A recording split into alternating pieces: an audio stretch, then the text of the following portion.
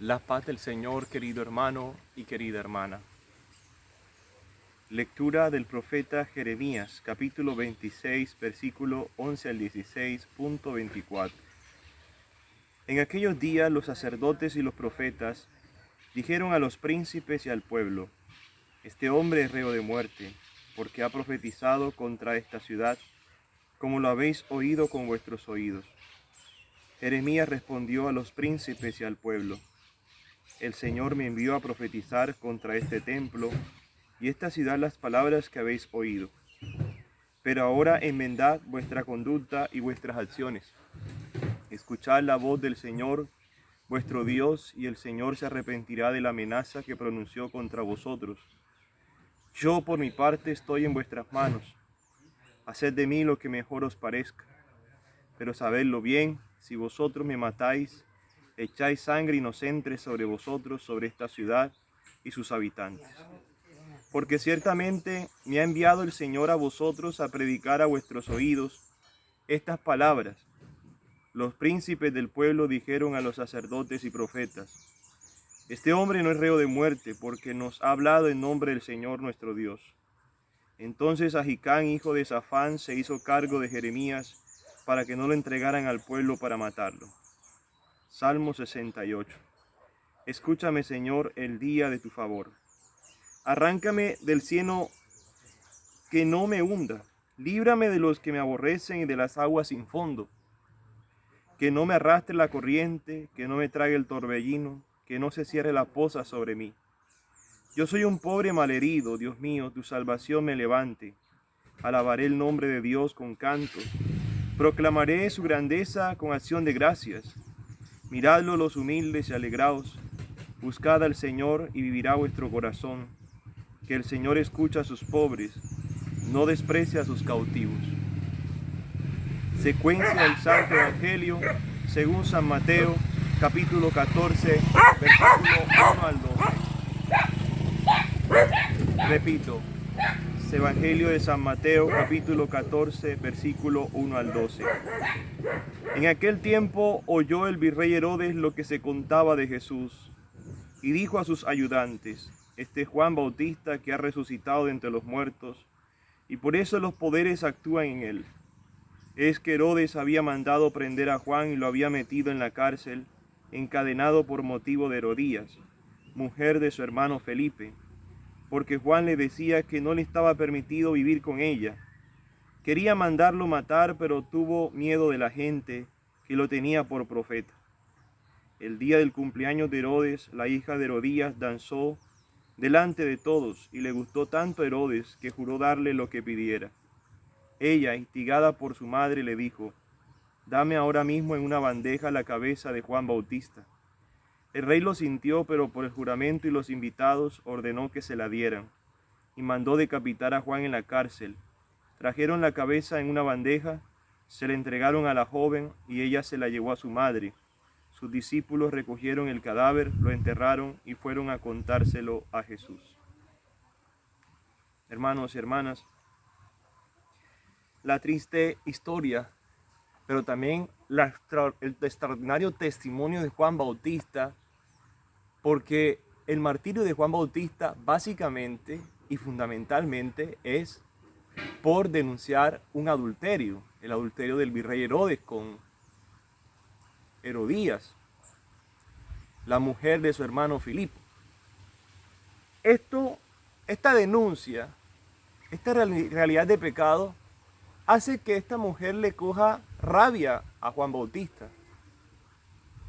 Esta mujer se lleva a pecho la denuncia de Juan Bautista. No se fija en el llamado de Dios hacia ella, sino en la persona de Juan Bautista. Quiero la cabeza de Juan Bautista. Quiero deshacerme de Juan Bautista, no de mi pecado, sino de Juan Bautista, la persona que denuncia. Ahí es el problema también de hoy en día. Nosotros, los seres humanos, nos fijamos es en las personas y no en los actos, en los hechos. Condenamos las personas y no los hechos. Nosotros como católicos tenemos que condenar son los hechos pecaminosos, no las personas. Por eso el Señor hace una distinción, pecador de pecado. No condenéis para no ser condenados, no enjuiciéis para no ser enjuiciados. Es decir, nosotros no tenemos el derecho de condenar a nadie, sino el pecado mismo. Nuestro derecho, nuestro deber es sancionar el pecado. Punto. El pecador mientras viva tiene la oportunidad de llamarle la atención y de invitarlo a la justicia y a la misericordia divina, al sacramento de la confesión. Y en la confesión, el sacerdote absuelve a la persona si es conveniente y lo ve como causa de su alma que le convenga, le da el consejo, le pone la penitencia y el pecador sale arrepentido con el propósito de no volver a cometer más el pecado. La lucha es contra el pecado, no contra los pecadores. Por eso, esta distinción es bueno hacerla. ¿Por qué? Porque a veces cuando alguien, un profeta, un sacerdote, un guía espiritual, nos llama la atención de un hecho delictivo y pecaminoso, entonces tomamos represalia sobre la persona y no sobre el pecado que está denunciando esa persona. Pues aquí la idea es corregir el pecado. Herodes, si hubiera corregido su pecado, se hubiera evitado pasar del pecado de adulterio al pecado de asesinato. Un pecado llama a otro pecado. Nunca un pecado viene solo. Siempre el pecado viene con otros pecados más. Por eso el pecado personal se transforma en pecado social intrínsecamente, innatamente. Porque los pecados siempre tienen que ver con el daño que yo le hago al otro. Siempre tienen que ver con el daño que me hago en primer lugar a mí mismo y luego se lo hago al otro. Entonces, hermanos y hermanas, nuestro deber cristiano católico es anunciar y denunciar. Ese es el profetismo que vive Jeremías. Cuenta hoy con un respaldo de una persona que lo protege, pero lamentablemente, en contraste con el Juan Bautista, el Bautista no pudo ser protegido. Ese era el plan de Dios, así lo dispuso la divina voluntad, pero no es que Dios haya mandado a ejecutar a Juan Bautista, fue el pecado de Herodes, de adulterio. Es decir, no querían salir del pecado de adulterio y se sentían incómodos con un Juan Bautista que los denunciaba a cada momento. Entonces, hermanos y hermanas, podemos sacar una conclusión. No te molestes con los que te llaman la atención de tu pecado. No te molestes con el que predica en contra de tu pecado. Moléstate no contigo mismo, moléstate con tu pecado si lo tienes. Moléstate con el pecado de los demás, pero no con las personas. Denuncia el pecado y anuncia el evangelio de perdón y misericordia, porque muchas personas a veces siguen cometiendo los pecados porque piensan que no tienen perdón. Entonces ahí es necesario anunciar el evangelio del perdón. Mira, tú tienes misericordia divina si te arrepientes y cambias de conducta, porque Jesús vino por los pecadores. Y frases como la que le dice a la mujer adúltera, vete y no peques más. Ahí está demostrando el Señor que está perdonando el pecado de la persona y no está condenando al pecador.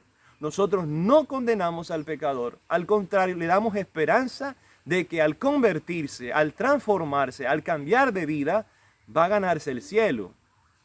En cambio, si sigue con el pecado, la denuncia es, pues, se va al abismo, va camino al infierno. Entonces no tengamos miedo de denunciar el pecado. La naturaleza del profeta, y Jeremías es el ejemplo, y Juan Bautista hoy, es anunciar y denunciar. Anunciamos la buena nueva de Jesús, que hay perdón, que hay misericordia, que hay justicia divina. Pero denunciamos también lo que está mal. Si nos quedamos con una de estas apenas, hay un problema en el Evangelio. Si solamente anuncio misericordia, misericordia, el pecador sigue el pecado y nunca va a saber que se va a enfrentar a la justicia divina. Y si solamente hablo de juicio, entonces no le damos esperanza de que el pecador, a pesar de su pecado, puede ser perdonado si se arrepiente. Entonces necesitamos anunciar las dos cosas para que haya realmente un profetismo auténtico. Que puedas cumplir bien tu misión en tu casa, con tus amigos, con tus compañeros de trabajo, con el que sea.